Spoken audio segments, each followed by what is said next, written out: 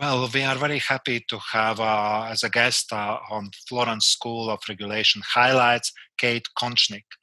She directs the Climate and Energy Program at the Nicholas Institute for Environmental Policy Solutions at Duke University. Welcome, Kate. Um, we have had rather busy week last week, and I think rather busy summer because EU is really preparing methane strategy.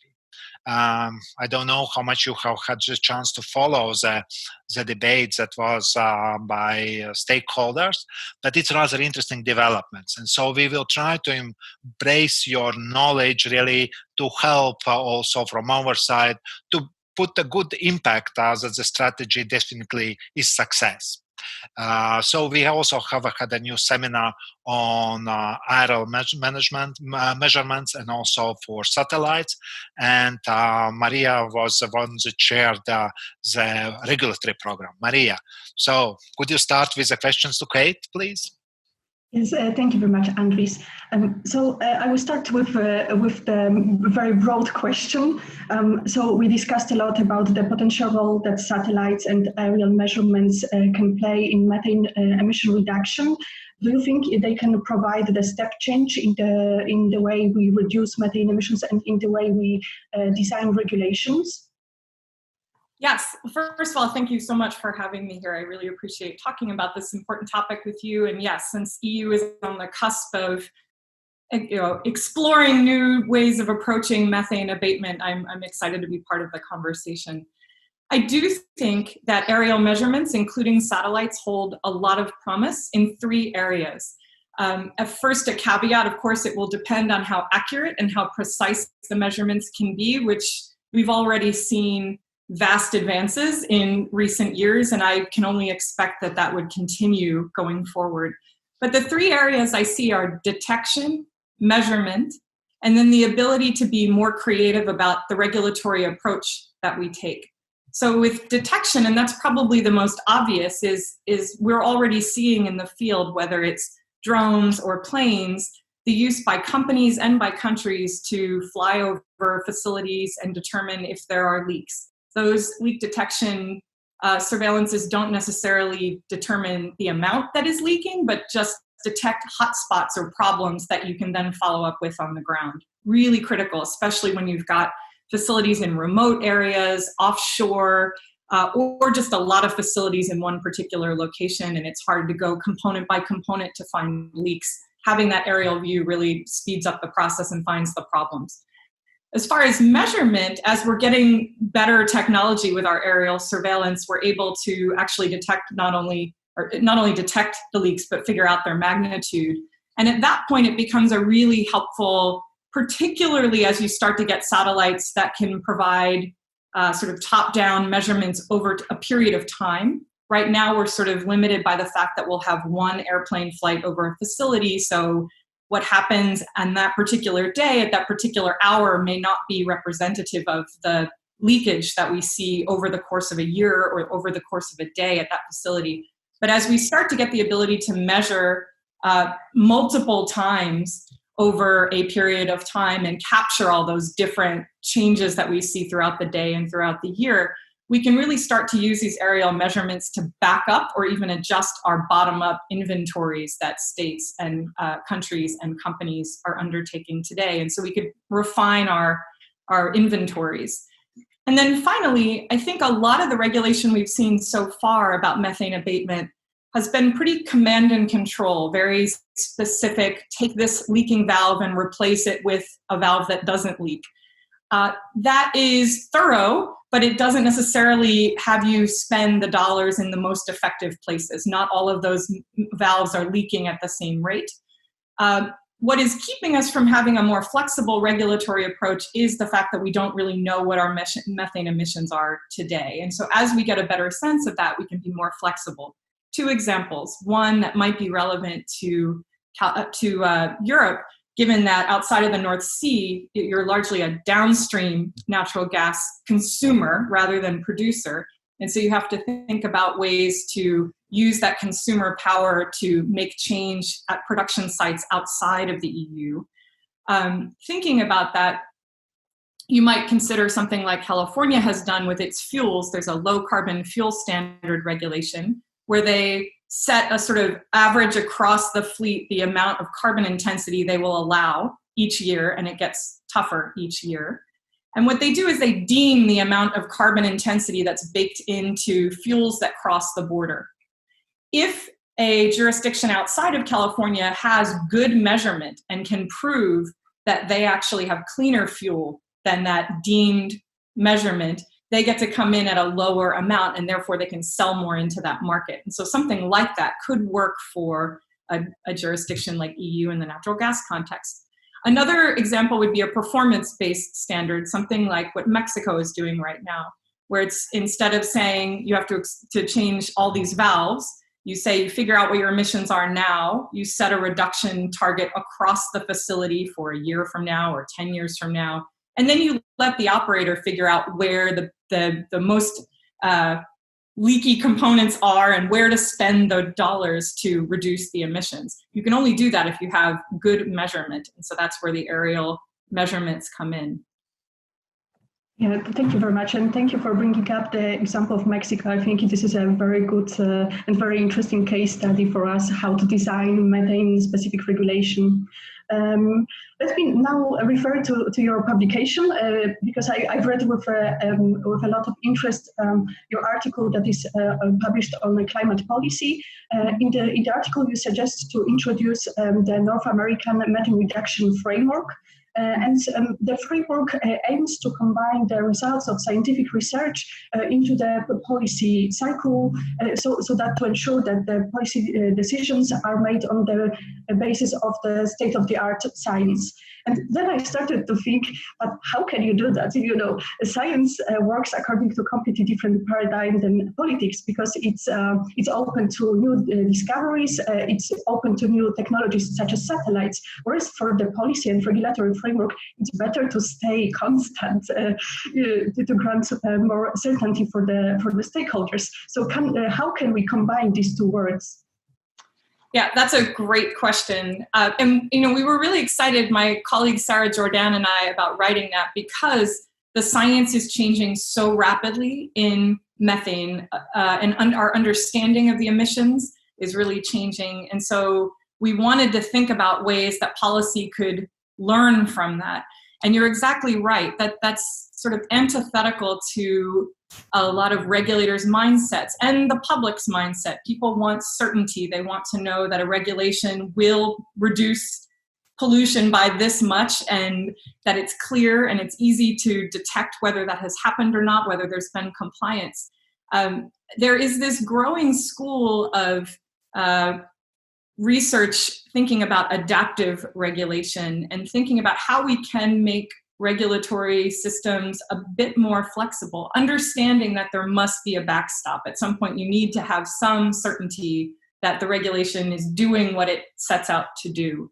But there are different design elements that you can start to introduce into a regulatory system to allow flexibility and to allow the regulators to learn as they go. One area where we've started to see this in North America is around leak detection and repair. That's sort of the traditional regulations in both Canada and the United States, and various states in the United States, set as one technology. This is the technology that a company must use to go out and do their leak detection and repair. And over time, they've heard from some of the companies who are coming up with newer and better technologies that there needs to be an easier on-ramp so that the regulators can learn about these new technologies. Certainly there needs to be some testing of the new technologies, but the current law in the United States is that you have to field test that new technology for a full year at each facility where you want to use it. And that is just too high of a bar for a company to go out of its way. It also likes certainty, right? And we'll just use the one technology that the regulator has already approved rather than spend all that time and money proving the new technologies. And yet we're leaving a lot of potential there, knowing that the technologies are moving so quickly and advancing in precision and accuracy, and that their costs are coming down. There's a real debate now about how to allow in the regulatory framework for companies to come and demonstrate the efficacy of a new technology so that the regulator can just accept that and put it on a list of acceptable technologies going forward for all other companies to use, or for that same company to use at different facilities, thereby sort of learning as they go and improving the regulation without having to reopen the regulation and go through the sometimes arduous process of a formal amendment to the rule. Kate, I would like to come back what you mentioned about the EU being a rather large market for gas and oil, and opportunities that it provides for making policies that could decrease emissions. They have been discussion, and there two questions came where basically political choice is needed. One is the issue, why gas? Why not oil? Because a lot of gas is being flared, a lot of gas is being vented, and there are also production of oil. So should it be general scheme for oil, gas, coal, or it should be different? And another question is also very particular. If we see the emissions, most of the emissions, it is upstream emissions. But a lot of people say, it matters what final consumer gets. So that you try to put in the same boat all the value chain. Should we do this, or in your opinion, is it better to deal with each supply chain separately? Mm-hmm. Both really great questions. I'll take the second one first, about whether you approach this sort of industry segment by segment or looking at the value chain. I think it depends on the jurisdiction. I think for jurisdictions that have from well to burner tip or well to wheel, it may make sense to look at it segment by segment.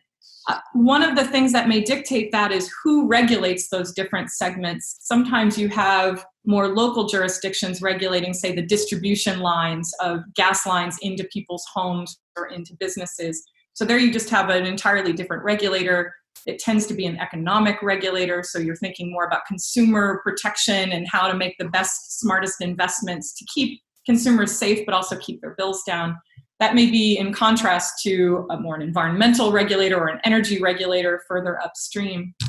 I do think when there is a potential, when you are such a big consuming market for oil or gas or energy, I think there is the potential to consider the full value chain when setting a regulatory scheme up, and doing that by embedding sort of that cost of methane from the well forward into the final product, and really thinking about natural gas not so much as this fungible product, which we do, right? When you flip on a switch for electricity, or when you're using it to heat your home, you don't know the source of that necessarily, certainly not the well or the company.